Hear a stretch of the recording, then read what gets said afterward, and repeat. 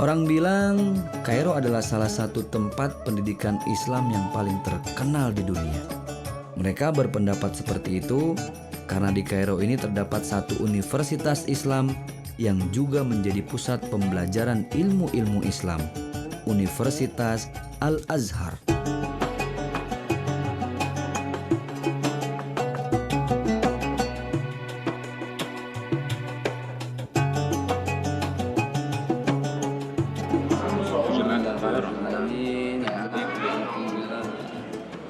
Setelah 10 tahun saya pulang ke Indonesia, kemudian bisa kembali lagi ke Jamiatul Azhar, kampus Al-Azhar ini.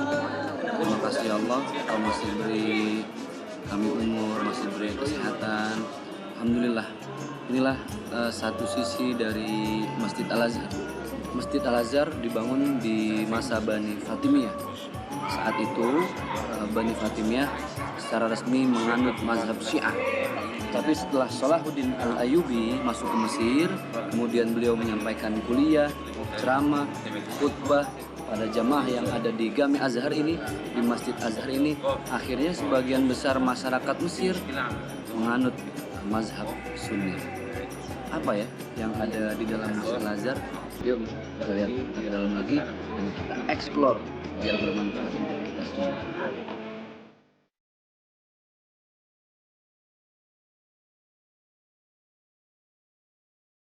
Banyak mahasiswa-mahasiswa Indonesia yang belajar di sini, masuk saya. Tapi itu 10 tahun yang lalu. Sambil bernostalgia, saya akan kembali merasakan masa-masa saya waktu menjadi seorang mahasiswa. Pertama, saya akan mengunjungi tempat dulu saya biasa sholat Jumat dan mencari ketenangan, yaitu Masjid Al-Azhar. Memasuki masjid ini tidak ada perubahan yang berarti. Masih seperti dulu saat saya masih menjadi mahasiswa. Di sekitar halaman masjid saya melihat banyak mahasiswa yang sedang belajar. Saya pengen tahu dong, sebenarnya masjid ini dibangun tahun berapa? Saya tahu karena saya baca di atas. Masjid ini dibangun di masa Bani Fatimiyah tahun 962 Miladiah, bertepatan dengan 361 Hijriah. Nah itu tahunnya. Nggak cuma sekedar tahun, nggak puas pasti. Kita harus ada apa sebenarnya ya.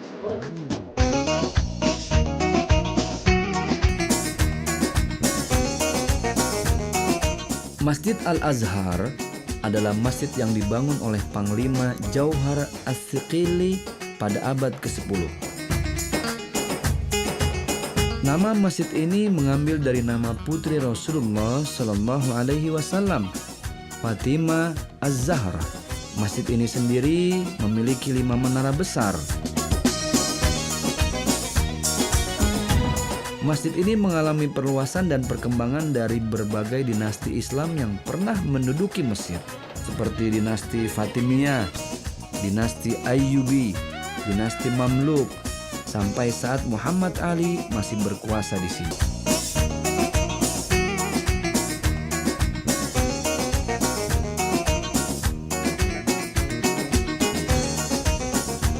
Kalau Anda mengunjungi masjid ini, pasti Anda akan dengan mudah menemukan mahasiswa dari Asia, terutama dari Malaysia dan Indonesia.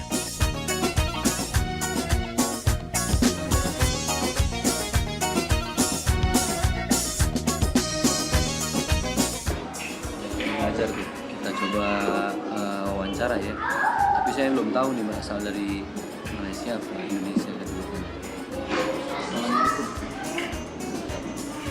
Malaysia. Oh, ini sahabat dari Malaysia. Saya dari Indonesia untuk acara Global TV. Gimana udah berapa tahun kuliah di sini? Udah 5 tahun. Ambil fakultasnya Usuluddin. Ini lagi persiapan ujian baca Muqarrar atau bulan apa nanti ujian? Oh, subhanallah. Mudah-mudahan sukses. Salam untuk keluarga. Saya Ahmad Zaki Hilmi. Baik, terima kasih. Insya Allah. Salam ya buat semua orang Malaysia. Sekarang kita cari orang Indonesia. Oke, makasih Bang.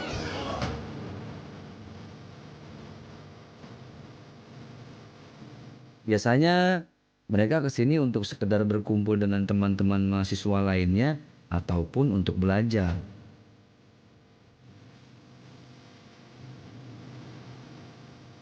Itu udah berapa lama nih kuliah di sini?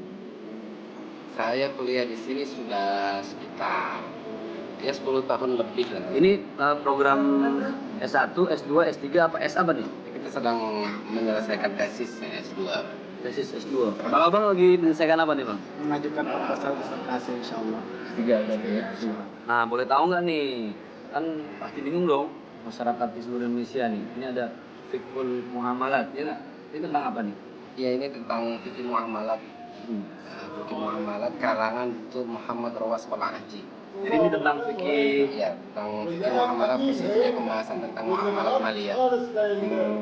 Muamalat maliyah apa tuh? Pasti pada bingung nih kan?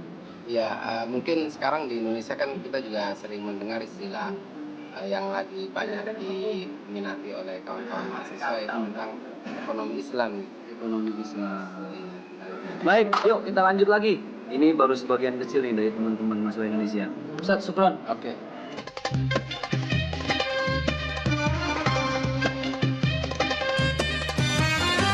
Tadinya, saya dan kru JKM3 berencana untuk mengunjungi Universitas Al-Azhar atau Jamiatul Azhar.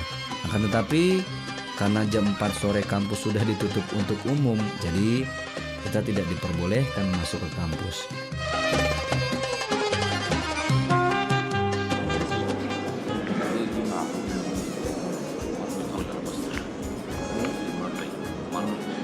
Nah, jadi tiang-tiang ini dibangun dari batu marbel. ومعظم الأعمدة طبعا اللي موجودة هنا الديكوريشن بتاعها بيشير إن هو كان من العصر الروماني. العصر الروماني. Jadi arsitektur dan ornamen masjid ini diadopsi dari budaya-budaya Roman ya. Jadi dindingnya ini yang unik itu tidak terbuat dari beton, tapi justru dari kayu-kayu yang dirapetin sehingga dia bisa menjadi atap. Tidak seperti masjid lain yang atapnya dibangun dari cor, dari semen, tapi ini justru dari minal khasyab, dari kayu.